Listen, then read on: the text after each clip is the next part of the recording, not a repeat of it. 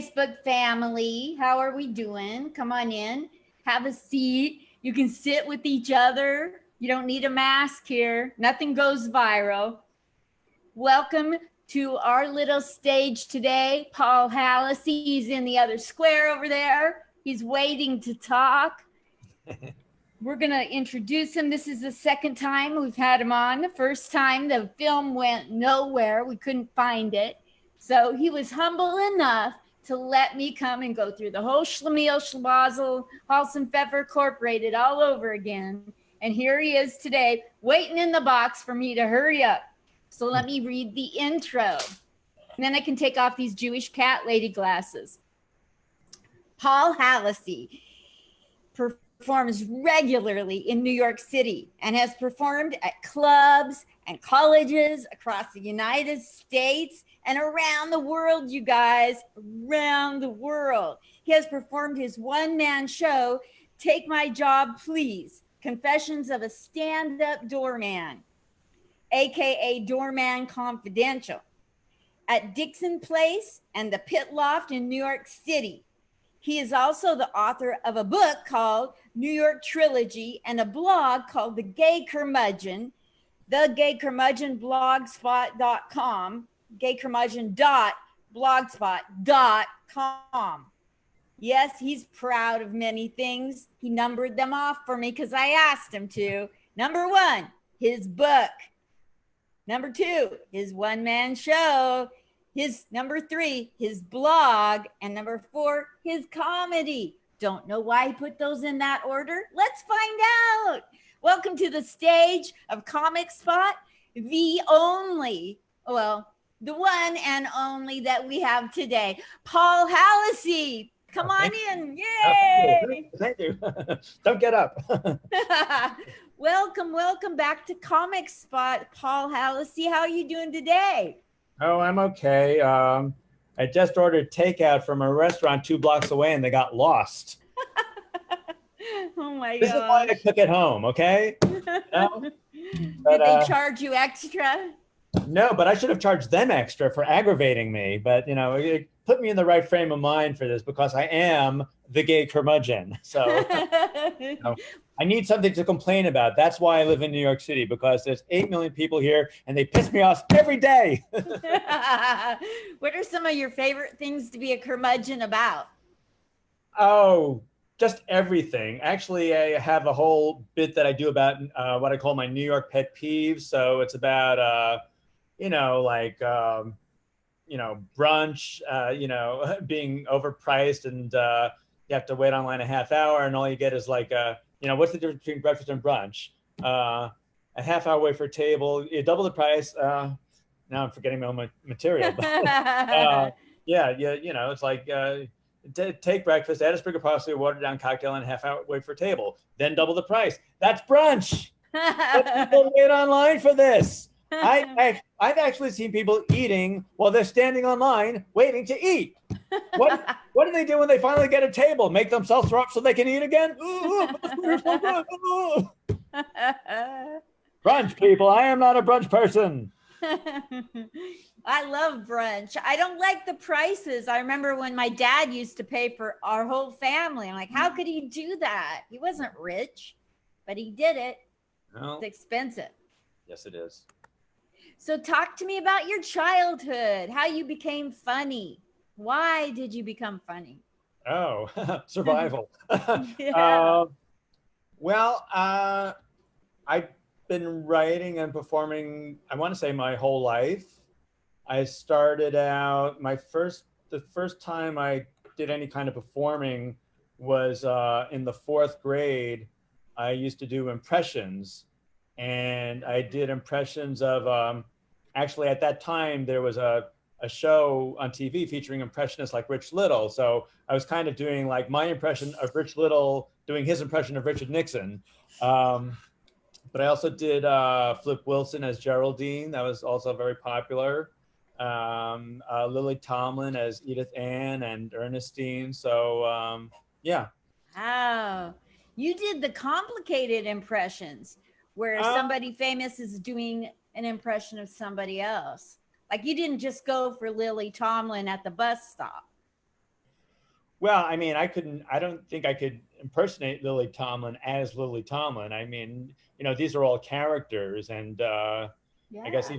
even Richard Nixon was a bit of a character, you know. Yeah. So, But do you see how that seems complicated to me? um, I didn't think of it as complicated. I don't know. I guess it just came naturally to me.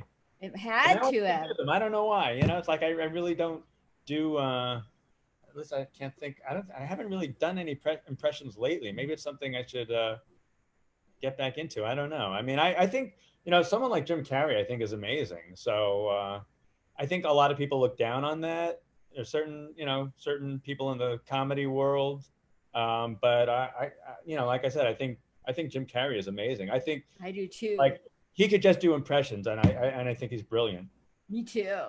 Yeah. Some people go up there and they use their impressions like a crutch or a prop, and it's awkward. And then you've got the ones that are masters at it, and they slip in and out of characters and move from one character to it, and the characters talk to each other, and it's like, whoa, slow down. Well, there has to be a point to it. There has to be a joke somewhere. But I think doing an impression just adds like another layer to your comedy. Just like, um, you know, some people do song parodies. I do song parodies. So, anything you can add, I think, is a good thing. Yes. Like act outs. Do you do act outs? I try, I think that's something that I maybe need to do more of. Like, I can't think of anything. Well, I can't really think of anything offhand that I do as an act out. I probably do, but I think that's something that I could do more of. So many people are doing, like that's a great way to fill up time on stage and Right. stretch your time, And I'm noticing so many big headliners are doing so many act outs, you know. And as long as they're done well, like Right. Jimmy Schubert does wonderful act outs. Oh, have you seen him do the one about the fish tank on the airplane? I am not familiar with him. Okay. Yeah. He does this thing about how the fish are his service animals. So he's carrying a fish tank down the aisle in the airplane. Oh yeah, I could see how that could be funny. Yeah. So yeah, I love act outs when like you said, when they make sense and have jokes to them and punches and yeah. Right. So you're proud of four things and you listed them off in numerical order. Right. Tell me about your book. My book is sort of a coming of age story, I guess. It's about when I first moved to New York City to attend New York University. And it also deals a lot with the AIDS crisis, which was going on at that time in the early 80s. Yes. So you came to New York City in the 80s during the AIDS crisis time. Yeah, I moved here permanently in 1981. So that's right about when I think even the first case of AIDS was, you know, discovered in New York. And yeah, but it didn't really people weren't really aware of it until I'd say about 1983. And so you grew up, you were always funny and acting since age of 4, and then you went into comedy before you got to New York or once you got here to New York University. No, actually, I started doing comedy. I want to say relatively late in life, because I mean, first I wrote my book, and Okay. then I was doing shows as a singer. I was also in a band for a little while too. But Wow. initially I was thinking in terms of trying to have a pop music career. So I was doing these shows as a singer, but they were, since I don't really play any instruments or or really write songs, I kind of wound up in a cabaret workshop because that just seemed like the easiest way to get started. Mhm. And I did that for a while. And then when I got as far with that as I thought I could, I thought, well, some people think I'm funny. Why don't I try to do something with that? So I started taking this comedy class, and I wound up taking that class for like 15 years, as long as the teacher taught it. And it was really more like an open mic with constructive criticism, because I don't know if you can really teach someone how to be funny. I think there are certain basics as far as like setup and punchline, but beyond that, I don't think there's a lot you can teach someone. So it's really just a case of trial and error, and trying to come up with things that work. Yes. Who was your comedy teacher for 15 years? Oh, his name is Tommy Koenig. He was a road comic for about 20 years. He worked with people like Jerry Seinfeld and Bill Maher and people like that. Wow. Yeah. So you came to New York University, you started writing the book, you got into a band and singing and then stand up. Have I got it in the right order? Yeah. And also, I guess prior to moving to New York, Mm-hmm. when I was a teenager, I had done a lot of acting with a repertory company on Long Island. I worked with Edie Falco, who was in The Sopranos. And then at college at Hofstra University, I did a show with, oh, now I'm going to forget his name, Phil Rosenthal, who created Everybody Loves Raymond, and Nancy Casaro, who created Tony and Tina's Wedding, and Tom McGowan, who was an actor on Frasier. So I always like to say that everyone in that show became famous except me. Wow, you got Yeah. some really good friends in the biz, don't you? Well, yeah, and that in 275 get you right on the subway. So you tell me about the four things that you're proud of and specifically why. I mean, I know you set a goal, you accomplished it, but Right. tell me about your book. Why who is intrigued by your book, who's helped by it, why you wrote it, what's in it. I want to know all about the book, and then I want to go to the other items, the one man show, the blog, and your Right. comedy. But I want to start with your book. Tell me all Okay. about your book, Paul. Well, I think that was just a big goal of mine, was that I wanted to write a book. And I don't think it's something that a lot of people have done. And I did everything about that book myself. I wrote it, I typeset it, I laid it out, I took it to a printer, I distributed it, I got it reviewed. I did everything because, you know, I, I want to say the publishing world is very insular, and like a lot of show business. And if you don't know someone, it's very hard to get your foot in the door. I think, I mean, nowadays, I guess I could have just put that all in a blog, but, this was before the internet. So, yeah, but there's something about having a physical book, that I think is very satisfying, and yeah, and I'm very proud of it because it's in a lot of library collections. In fact, I was Googling myself yesterday, and I noticed that somebody used my book for like her doctoral thesis. Wow. So I thought that was pretty cool, and then, and I know I'm in Princeton University and a number of other libraries. So yeah, I'm very proud of that. And so, what is the premise behind the book? Well, as I said, it's basically a coming of age story about me moving to New York, Mm-hmm. discovering my sexuality, and then having to deal with the AIDS crisis as well. Which, it's interesting because I feel like, in a certain way, there are a lot of parallels between that and what's going on now with COVID, except that with AIDS, it was limited specifically to the gay community. And there was a feeling at the time that, oh, well, it only affects gay people, so who cares? It's not our problem. And whereas with COVID, and, it's a worldwide pandemic, but I think that we're seeing a little bit of the same thing as far as like, initially it was just New York City that had a problem. And the rest of the country was like, oh, it's just New York City's problem. You know, we don't have to worry about it. And now, Yes. as you can see, it's happening in the rest of the country. So it's interesting with the, you know, the parallels. That is interesting. And Yeah. so, how has your book done other than being, in addition to being at Princeton and being used for a thesis and a, for, you know, Well, I printed 1,000 copies. I sold about 500. mhm. I gave away the other 500. And so it's effectively out of print now, but I sent it to this company called iUniverse, which is what they call a print on demand service. So that just means that if you want a copy of my book, you go to iUniverse.com, you order a copy, and they print it for you. So it's Wow, very environmentally friendly.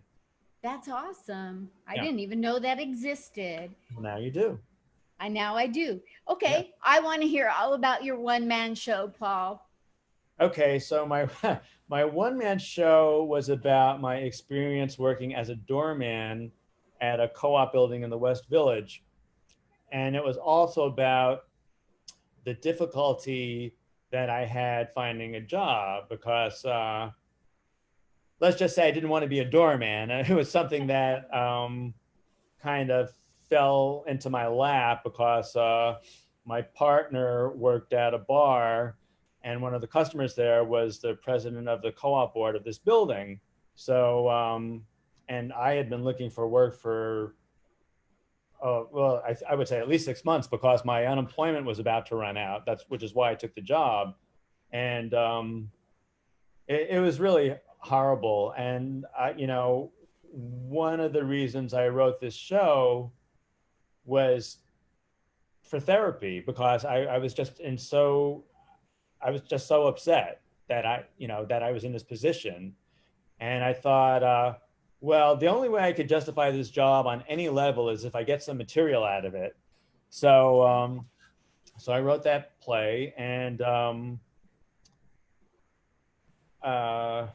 it's going to How long did that take? uh I guess I want to say a few months. It kind of evolved because it started out when I started out. I had like I think it was about 15 or 20 minutes long, and eventually it became almost an hour. And what I did was I actually incorporated some of my stand-up routine into the show. So hence, take my job, please. um, yeah, So how long were you a doorman? And how did that two, how two did you years. sorry, what? 2 years. 2 years. How did you transition out of it? Well, first of all, I was fired, but actually, that's not even accurate because what happened was the entire building staff quit because they asked for a raise and the building management said no. And I was the only person on staff left. And I think they didn't want that information getting to the tenants in the building because they really had no cause to fire me. Um, and so once I left that job, I started doing work as a freelance proofreader, and I was also doing catering work, uh, and which led to this documentary that I was in, or was supposed to be in, which I just found out is going to be opening at the Village East Theater in New York City in September. At least the expand the feature film, which is about the gig economy. So I took part in this film because I was doing what would be considered gig work at the time, and now the director told me that my story didn't fit into the feature film, but he had so much material that he filmed about me that he made it into a short, or is going to make it into a short. And I'm hoping um, at some point to be able to share that online with people. But in the meantime, I just found out that the main feature that he directed is going to be well, it's going to be playing at the Village East Theater in New York City, as I said, and it's also Mhm. going to be available online through Amazon. Wonderful. Oh my gosh. Yes. So your one man show Yeah. has been around for how long? Well, I performed it in like 2018. No, uh, yeah, I guess the last time I performed was the end of 2018. So, and I had four performances altogether. So I guess it, or no, my timeline is wrong. Or maybe I started around the end of 2018 into 2019. I think that's how it worked. Wonderful. And so when you perform that, do you have more plans to go back and do it again? Um, I wouldn't mind doing it again. I've been trying to get theaters interested in it. That's kind of was the whole point. Um, at the same time, though, I feel like, I mean, I do think it stands up by itself as a theatrical piece, but I feel like I'm a different person now. And as I said, one of the reasons I wrote that was simply to get through it. And I thought, well, if the only purpose this served was to get me through this period of time, then that would be enough because I was really not having a good time. Yes. Boy, I had a job once and I hated the job so much.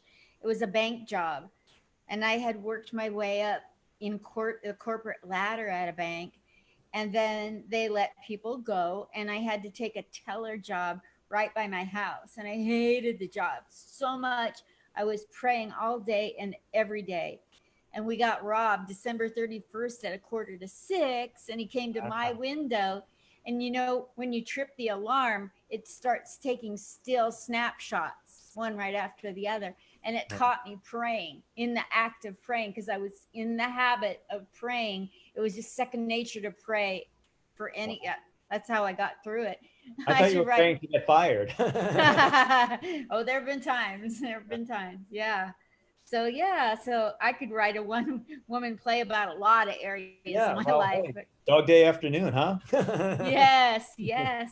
So let's go back to your list. Tell me about your blog. Oh, okay. So my blog is called The Gay Curmudgeon. Hmm. Um, and it's basically whatever I feel like writing about. There's a lot of reviews of things like movies and TV shows and books and plays and things like that. And there's also op-ed pieces or op-ed, you know, type of pieces, and just whatever I feel like writing about that, and also things that don't fit into my stand-up act. So it's good to have that outlet as That's well. what I was going to ask you. So are you writing it from a gay curmudgeon point of view, like poo poo on this and poo poo on that, or is Well, it the gay curmudgeon is sort of like my comedy persona okay? because I feel like I'm always complaining about things, and I'm gay. Uh, and yeah, so but it's really just a catch-all for whatever I feel like writing about. Got it. So it's not necessarily where in the blog that you're complaining. That's your stage No, persona. but that's there as well. I mean, especially in the op-ed pieces, I definitely have a certain point of view.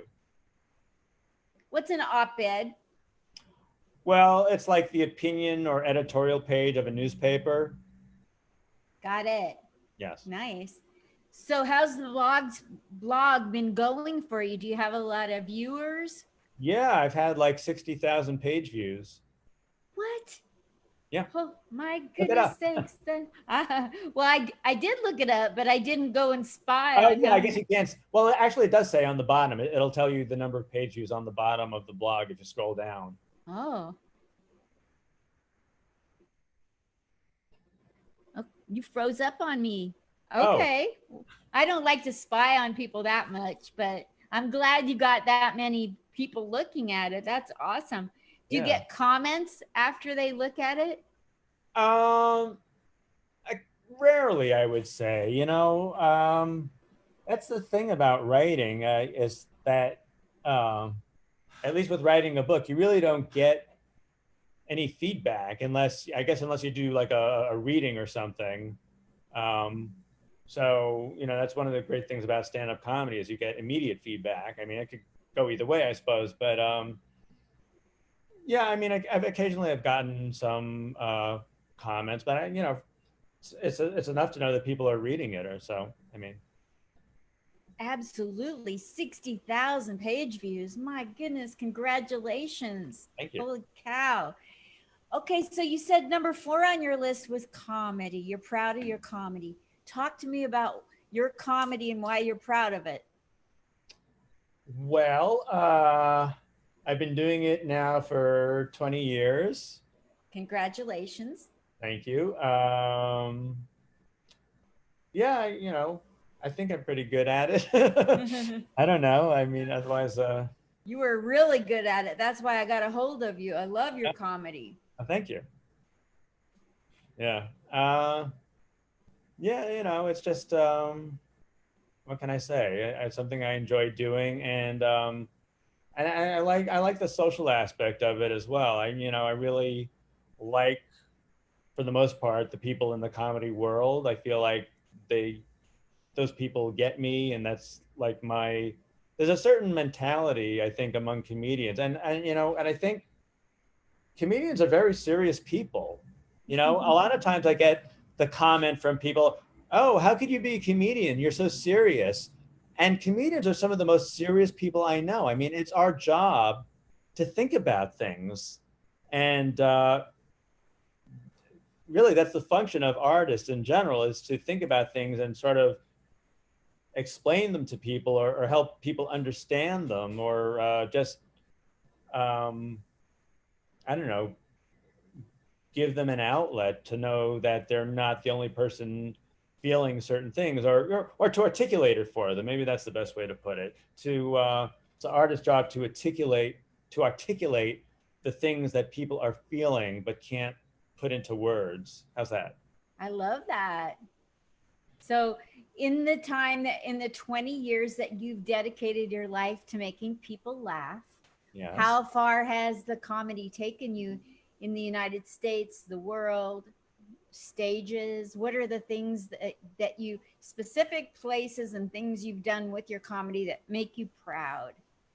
Well, I don't know if it's so much that comedy has taken me places, although I guess I've met people I wouldn't have met otherwise, and done things I wouldn't have done otherwise. But it's more that I've incorporated comedy into my life. So if I went somewhere like Los Angeles or London or wherever, I would try to find clubs there to perform at. So, oh, actually, I take that back. So I did actually perform professionally. I can say that because I got paid in Puerto Vallarta, Mexico. Yay! Yeah. So what happened was, I guess someone had seen my YouTube page or something, but the point is they got in touch with me. And also my walking tour, which I have mentioned, um, that was also because somebody got in touch with me through my YouTube page and asked me to write a walking tour. So I decided Wow. to write a walking tour based on my book, which is a lot of it is about the East Village in Manhattan in New York City. So I kind of tied it to that. Like the history of the East Village through the years? Well, sort of, but really more during the time that I lived there. But also, yeah, I did talk a bit about the history even before I got there. But I think when I lived in the East Village, it was a very interesting time in the early 80s, because it was the time that there was a real explosion of art galleries in the East Village. There was a lot going Mm. on. I mean, it was a really creative period in New York in general, and the East Village in particular.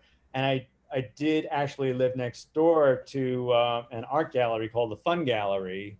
So I sort of felt like I was part of that world, even though I really wasn't. But just like by living among it, or amongst it, Mhm. um, I felt like I was part of that world. Wow. That so tell me about the walking tour. You told me about that before? Yeah, I think I mentioned, or I said I forgot to mention it during our last interview. Oh, Um, okay. Okay. but yeah, so it's based on my book, and it's a walking tour of the East Village. So I talk a little bit about the history, and specific buildings and stores and things that are there, like the Electric Circus on St. Mark's Place, which was where the Velvet Underground performed, and just certain things from uh, I guess my time there, which would involve the art galleries, uh, certain bars and discotheques and places like that. Wow. And so did you, did you did other people take people on the walking tour or you took everybody yourself? No, what it is, it's an audio walking tour. So Wow. what you do is you buy one of these audio guides or whatever they call it, and you go on the tour by yourself. Fabulous. Yeah. My gosh. Is there anything you haven't accomplished? I don't know. I've done it all. Is there are there things in life that you're still trying to accomplish? Yeah, I'm still trying to like make a living at this stuff. I still haven't figured that part out yet. It's like I've been doing it, uh, like I said, I guess my entire life because I like doing it, but I still haven't figured out how anyone actually makes a living at this because it's uh, it's so competitive, and right now everything is shut down. So Yes. yeah, it's a mystery to me. But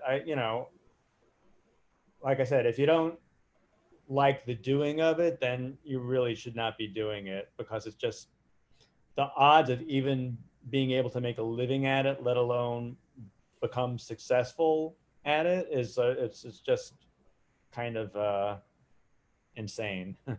Yes. It's a crapshoot, but if you're doing it because you love it, maybe Right. somewhere along the line somebody will realize, wow, he's really got a passion, he's got a spark, he's got the X factor. Maybe somewhere, you'll get picked up and put on a show. I can see you being on a sitcom. Yeah. Well, I did actually pitch a writing package to Bill Maher. I think I told you that was like the high point of my career was getting a rejection from Real Time with Bill Maher. But I was impressed that the executive producer actually took the trouble to call me. And I'm sorry that I wasn't around to answer his call, but he did leave a voicemail.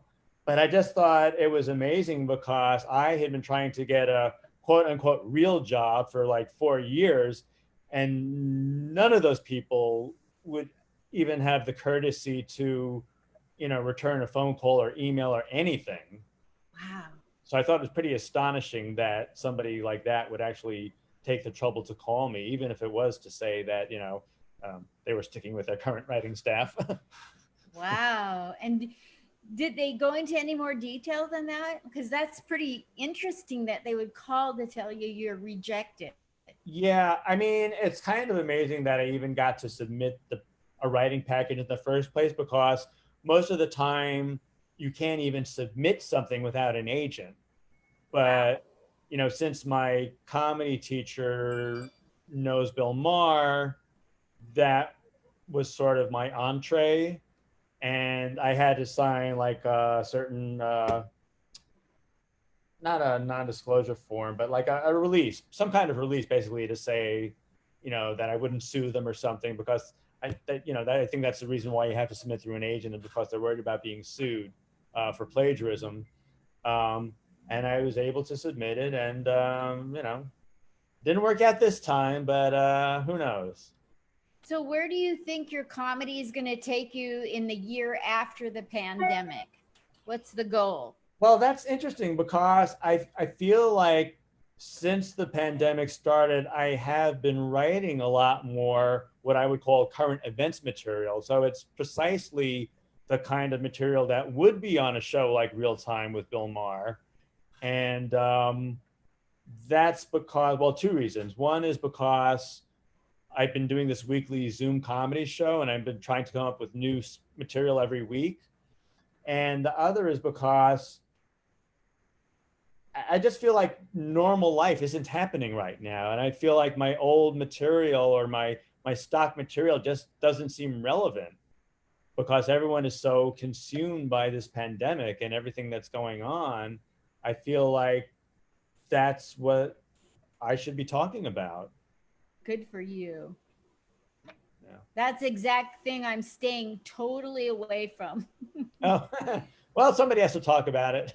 Yes, Hopefully I I'm can talk proud about of it and make people laugh. So, I'm people, proud of you people for need to laugh. tackling it. Some people like me, I'm chicken to tackle it. Like I can talk about how I'm confused by it, Right. but Well, I that's it. I mean, that's actually a good way to explain comedy. And I think this is what my teacher used to say too, which is that you have an emotional reaction to something. That's basically what all art is. But let's just talk about stand-up comedy. So you have an emotional reaction to something, and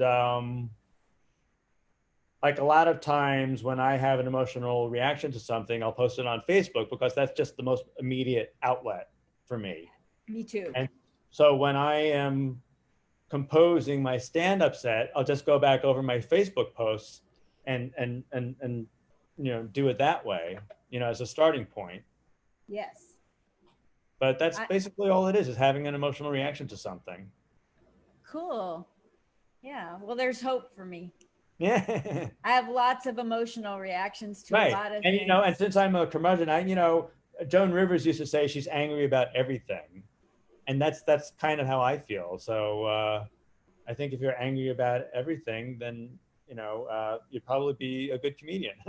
Yeah. I'm literally confused by everything at this Okay, point in well my that's life. that's a valid emotion. I mean, you could take It's that aspect of it. I mean, we can't all be curmudgeon, so your thing could be the confused person. Or I will never get done with everything I'm confused about. okay, Never.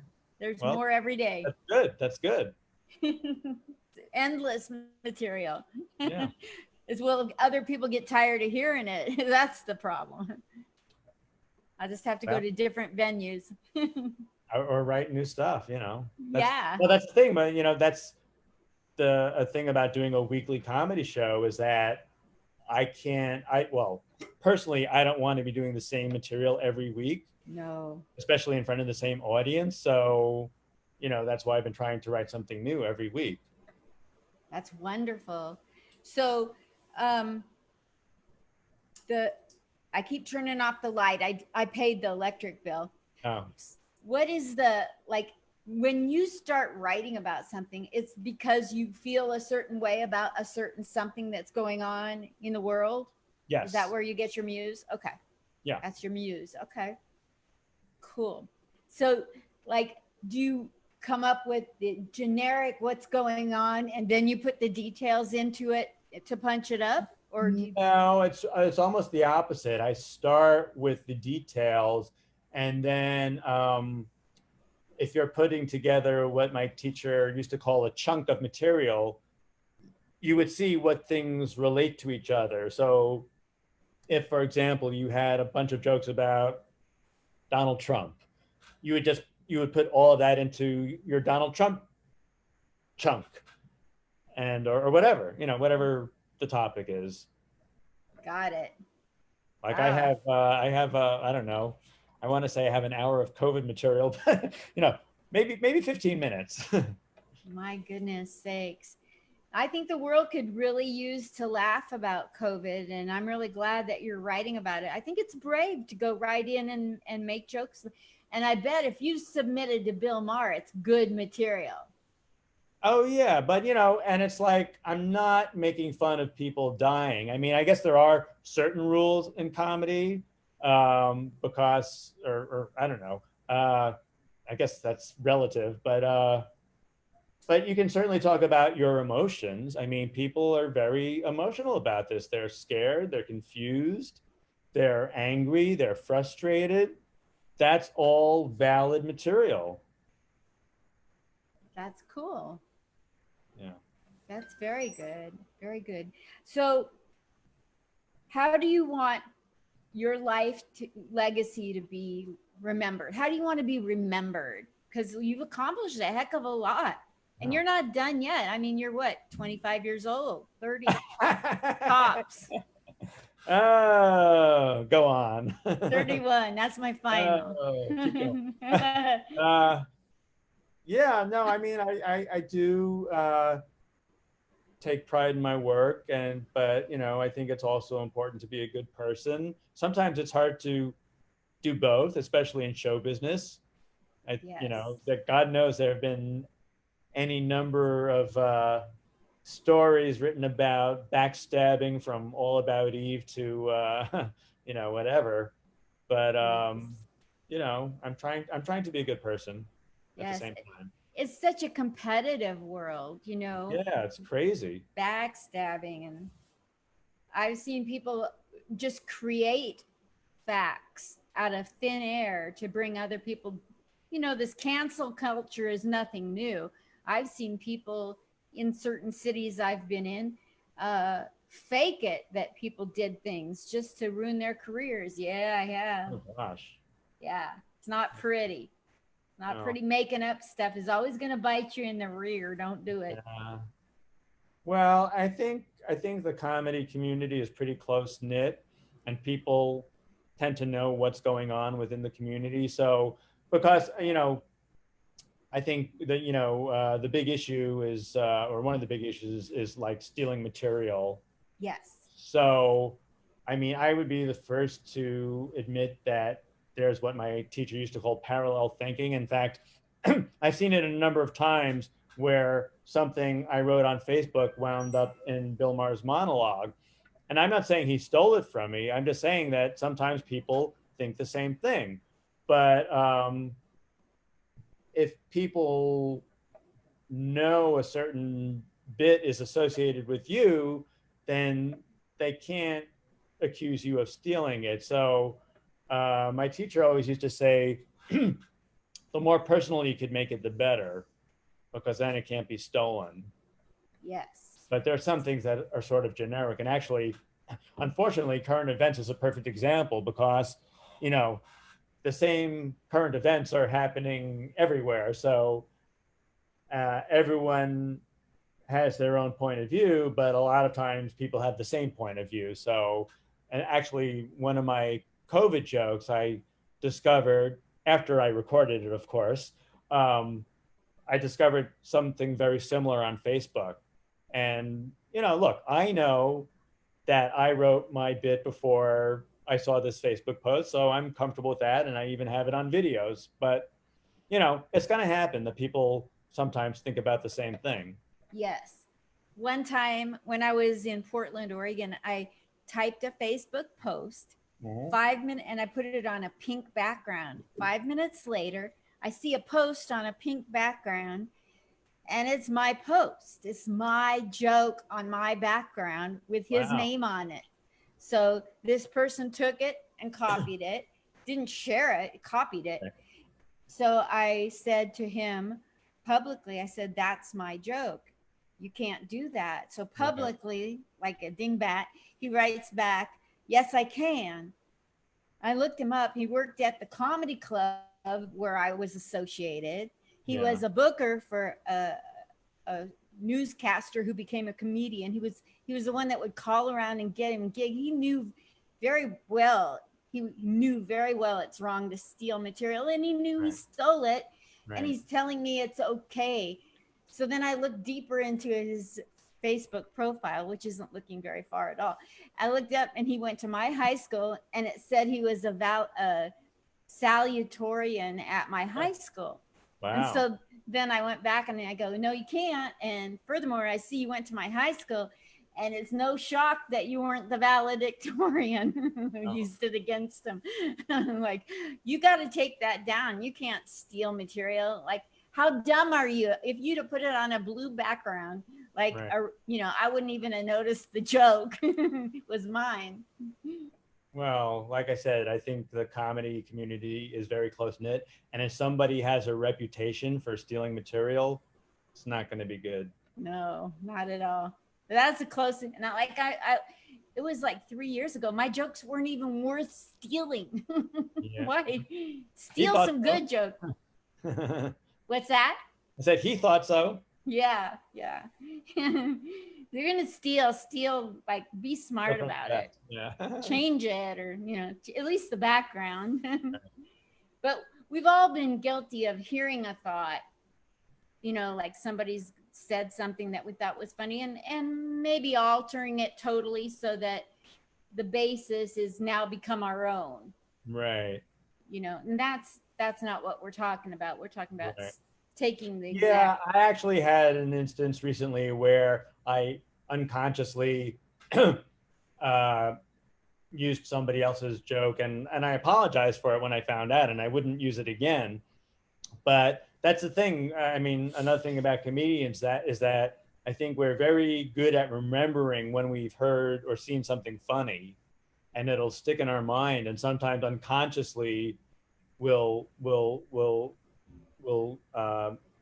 use it and think that it's our own, and not realizing that we heard it somewhere else. So that's another thing that can happen. But Yes. like I said, if I'm aware that has happened, I would not use that joke again. And again, here's where making it personal is why that's so important, because if there's something that is only about you, then nobody can steal it. Exactly. Exactly. Well, what do you think that you want to tell people how to make it through their first pandemic? 'Cause How to make it through your first pandemic? Wow. yeah, through the Well, rest I of, can like, tell we you what have, I've been doing. uh I've been working out at home when it's raining. like, If it's working nice out, out, yeah, working out. yeah, Okay. with weights. Uh, but that's only when it's raining. That's like my default activity for when it's raining. Because if it's nice out, I go to the park. I've been doing a lot of reading. Um, right now, I'm reading book 2 of My Brilliant Friend. Uh, I've read a number of rock star biographies. uh, yeah, so I think you have to. The same thing is true all the time. You have to keep your mind and your body in shape. So, um, you You're a know, practical guy. yeah. I mean, Practicality can help you get most of the through. times there. The bad thing is that most of the time there are a lot of other options available for doing that, such as going to a gym or going to a movie or going to the theater. So, it's certainly our options are certainly more limited now, but you just have to adapt and do what you can. Yes. So I guess that we're just about done with this second interview. We had to Already? re-interview. Oh no! I know. How I could could it happen? I could sit and drill and ask you questions till the cows come home, but at some point it kind of feels like a natural place to take a break from it. Oh, well, I'm like Barbara Walters on crack when it comes to oh. Well, you questioning. haven't made me cry yet. That's true. I made two grown men cry doing this. Wow. That was at the beginning. I think it was because of the pandemic, not because of my skills. Oh, Yeah. So you've been a doll, so humble of Paul Hallasy to come back and let me re-interview him. We lost the first interview. How disappointing was that? We actually lost 2 in one day. So hats off to us. Anyway, you're a doll, and I'm going to put all your stuff on the post so that people know where to follow you, how to support you, how to show love back to you. And if you think of anything else, let me know. And this time, the real professional version of this video better come out in 3 days or heads are going to roll, meaning mine. So look for that. I'll send it to you by messenger and you'll have it. So okay. thank you so much for all your patience with this process. Thank you. I'll see you at Gladys Simon parties on Wednesdays. Yes. I Okay. love it there. It's my favorite place of the week. Okay. Thank you, Paul Hallasy. Bye. Bye. Love you lots. Bye.